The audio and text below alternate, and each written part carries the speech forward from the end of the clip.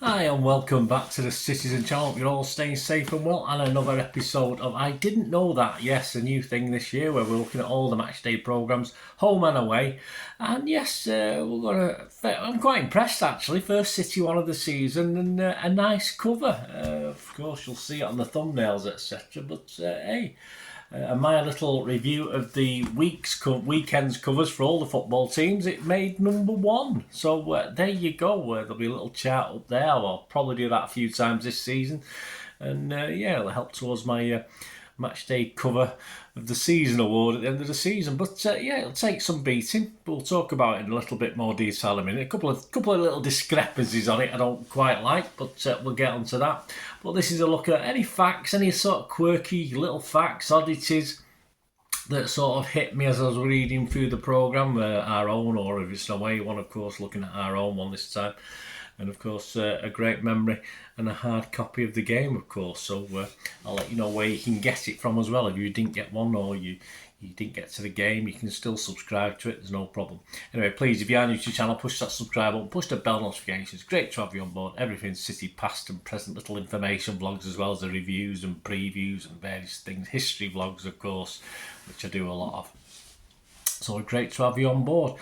And guys, yeah, I only earn little pennies from this, literally. That's all we earn from these vlogs. So a little bit of effort goes into these. So if you can give us a little like or a little thumbs up, that's all I ask from you out there. If you could do that for me and spread the word, that'd be very, very grateful. Yes, it's £4 for 82 pages, same as it was last year. It's a B5 size, 24 by 17 centimetres, very easy to handle. Tends to, it doesn't particularly come apart too easily, but you can't flatten pages down either. So when you try to take pictures, you get a little bend in the picture. It doesn't look as good, but yeah, I like it nice and flat. But there's not a lot you can do about that unless I actually physically tear it apart and do that. But there you go. It's available from reachsportshop.com. So www.reachsportshop.com. The address will be up there. And it's 26 issues for £97.50. If you're in the EU, another 65 quid on top. If you're in the rest of the world, another £80 on that. And you can also buy it individually as well. So if there's any article I might mention, you think, oh, I'll buy that just for that. I mean, there's a great one. Of course, we've got Gary James, a great one, which features 2003-2004 season, of course, and we've got Mr. Dennis Chewett in this one talking about the King, Colin Bell as well. So you can always buy it individually, plus postage, of course, from reachsportshop.com. Yes, as I said, a great cover. It'll be up there on the screen. Yeah, the only thing that I didn't like was it looks as though the magpie is quite big. Obviously, it's perspective, of course it is, but it just looks big enough to come and take a dump on the ground. I did say at the time when I first got it. So yeah, I do like the magpie, but for me, a little bit big in context. But hey, that's just me. I'm just a fussy bugger. And of course, the stand. Yeah, if you look at the stand. Just a little bit. I mean, I know it's, again, perspective, but it just looks as though the north stand's bigger than the south stand and higher than the south stand. I don't think it is it, in real life? Because obviously the south stand's been built up and the north stand hasn't. But perhaps that might be what it's like when we have the extension, but I doubt it. I'd assume it'll just look like what the family stand will look like. But we'll see, won't we? We'll see in time what that'll be. Anyway, on that one. So we'll see. Anyway, here we are to the Did You Know? Anyway, about us, the sponsors on the front page of this programme. We've got we've got one new addition. If you look at the bottom of the programme, we've now got Super Dry Asahi have been added to the list, which includes people like Etihad, Cam Airways, the Puma, of course, OKX, Nissan, Estisalat, Abu Dhabi, Experience, Media, and Nexon Tyres. So I've got one more edition, so I'm hoping they're paying the way, that's for sure. And our away kits, yes, a vibrant gold flame highlights inspired by the famous brickworks of Ancoats. Yes, I had never heard of them. I had a quick look on Google for the famous. I did put in the famous brickworks of Ancoats, and it didn't really come up with too much, in fairness. So I'm not convinced. I'm not totally convinced about the famousness of them. They're not sitting up there with the Hanging Gardens of Babylon or anything like that. That's for sure. But anyway, you might know it a bit better. Obviously, I'm familiar with Ancoats from being a lad, but I say the famous brickworks didn't come to mind when you mention Ancoats. That's for sure. There's a special spine design this year. Yeah, very, very interesting. And obviously along the spine, if you can see, there's a little image there. Can you see what it is yet? Well, you probably will, because if you collect them all, so you're going to have to collect them all. You can't miss any. If you commit yourself, you're going to have to go and do it, because they're going to stack them all. Once you've got them all stacked up end to end, apparently we're going to get a beautiful visual. This is what they're claiming, a beautiful visual of the famous old ground. Now, I don't think it's Hyde Road they're talking about. I think they're talking about Main Road. So of course, with the 100-year anniversary and the 20-year anniversary for the Etihad. So, so that'll be worth having, but we've got a long time to wait, yeah? I'll be putting a picture, building up that little edge, so it'll look better and better every time, of course, and we'll know what stand it's showing, or if it's showing all four stands. It doesn't look as though it's showing all four stands from what we can see at the moment. But there you go. So that's a nice little quirky thing to add to a very good cover design, of course.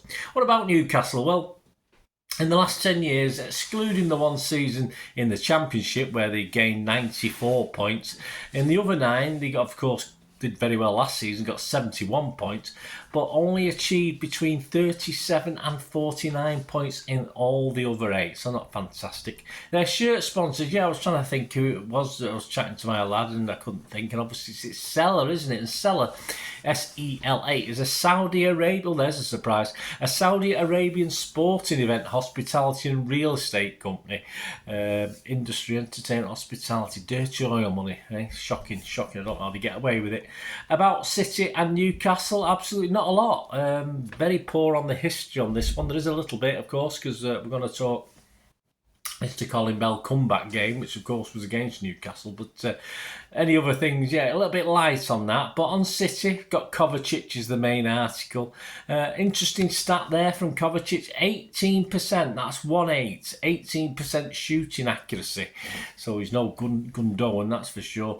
Gary James in his City Reflections piece concentrates on the first season at the Etihad, 03-04, and Elka was our top scorer that season, 16 goals including 4 penalties, so we survived.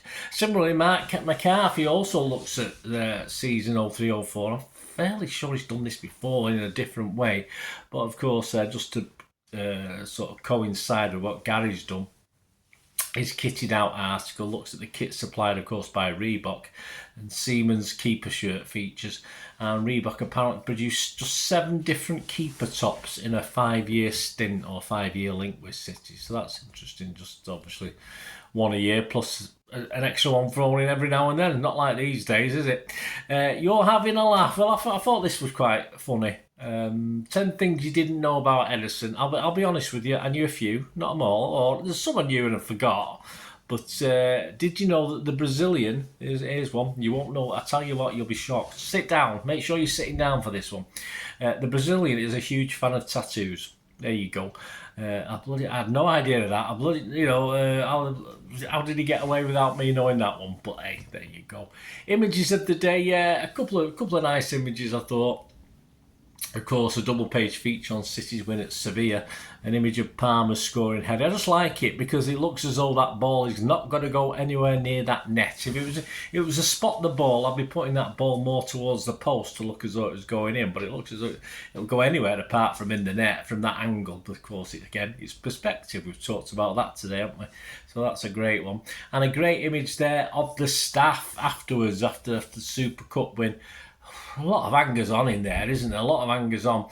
I put it this way, if you added up all their weekly wage salaries, I wouldn't mind it in my bank, and I could happily retire, and that's it. They're at it again as well. I've had problems with City in the past. A certain gentleman appeared on a City United derby programme, and I wasn't happy about it. Some people are not overly bothered, but I don't think this guy likes City particularly. Obviously, he left on bad terms, and he's never quite forgiven us. But of course, he must have a relative or a mate on the programme production team, because he's appeared again in this issue in the young fans section this time, so that's upsetting our younger fans. And of course, they got a little feature called 3 is the Magic Number, and it's a piece in honour of last season's treble triumph. See what they did there. Even the kids get spoiled, don't they, with stuff. And they highlight players who have proudly wore the number 3 shirts. And yes, of all the number 3s you could think playing for Manchester City, even up to modern times, they kick off with Andy Hinchcliffe. I'm sorry, forget it. I mean, I can think of at least, as I saw him, a dozen top of my head that could feature before this bloke. So very disappointing, but Andy Hinchcliffe gets where Castrol won. Doesn't deserve to be on the page because he never has a nice thing to say about us. And my excerpt of the day, this is how we're going to finish, guys, is we'll get back to that My Main Game, which is a feature where former players discuss their favourite fixture. And this time it's Dennis Stewart reliving, of course, that night in December 1977 when Colin Bell made his emotional comeback. It wasn't his first comeback, he had made another one, but people tend to forget about that. But if you watch any of my vlogs or listen to Gary James, you'll probably know about that. So let's read a little bit. I can't read it all, but I'll read a little bit of it. So he was asked, Dennis Stewart, he said, what was the atmosphere like when he made his return? This is Boxing Day night 1977. I was there, of course, that night.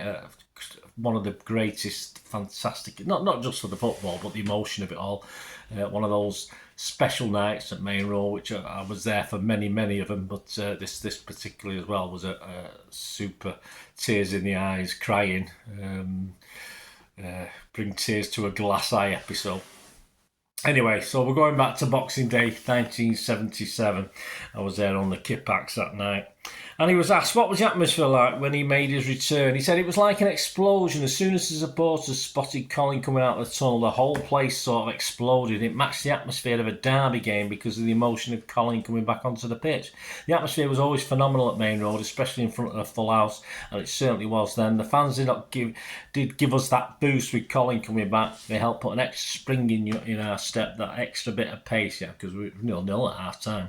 And that's when fans do. As a team, we thought if Colin Bell comes back and gets himself to anywhere near the fitness level he had before he was injured, then it was for the benefit of the team and will go forward in the league. So we're all very optimistic. Colin's return must give us that extra boost. He certainly wasn't at his best and didn't get back to his best, but we were just hoping he was going to get there. He was then asked, the game had been scoreless up to that point, but you then scored a hat-trick. Yes, I tend to forget that Dennis Stewart scored a hat-trick because it was all about Colin Bell. I'm sorry, that's what it was. You scored a hat-trick and Brian Kidd added the fourth. Well, this was an occasion when you didn't mind your hat-trick being overshadowed, yes. And Dennis said, no, not at all. It was just such a good day for me getting a hat-trick against Newcastle. A Sunderland fan, wasn't he? Is he Sunderland? No, he's a Newcastle fan, but he played for Sunderland, yeah. Colin coming back and us beating Newcastle 4-0. Newcastle weren't a bad team at the time. We were all wishing Colin could make it back. We were all wishing this would be the next step. I scored against Newcastle in the 1976 League Cup final, so that and the fact I was from there was always brought up before we played them. So the lead up to the game was always a bit special. After that final, I managed to score 2 hat-tricks against them, including this game. I think my brother took a bit of stick at the time, but I think the Geordie fans, while they didn't like me beating them, I think just appreciated that I was a professional and that I was doing my best. There you go. The crowd that night, just a matter of interest. It doesn't give us. I'll put it on the screen. I'll get the crowd and put it on the screen for you because it's not actually on the page. It gives us a City team. Yeah, it's a City team. Corrigan, Clements, Donachie, Booth, Watson, Power, Barnes, Owen, Kidd, Hartford, Stewart, and of course Bell came on for Paul Power at half time. And the Newcastle side, just as a matter of interest, Carr, Nattrass, Bird, Blakely, Barker, Cassidy, Burns, Craig Burns, Cannell, Martin, Robinson, and Gorry, is it? Gorry for Blakely? Yeah, Gorry for Blakely. I don't remember that name, but I don't remember some of the others. So there you go, guys. Hope you enjoyed that. Great night, as I said, at Main Road, and I think probably many fans most night, but as I can think of quite a few special nights at Main Road, and that was one of them, definitely. Right, so there you go. Hope you enjoyed it. Let me know any thoughts you've got. And I hope you like the new format anyway of looking at the programmes and coming up with some Some interesting information, historical and as up to date as we've got as well. So thanks for that. Let me know, and it'd be great to hear from you. Till we meet again, that's one thing, don't I? Please stay safe, Blues. Come on, City. Bye for now.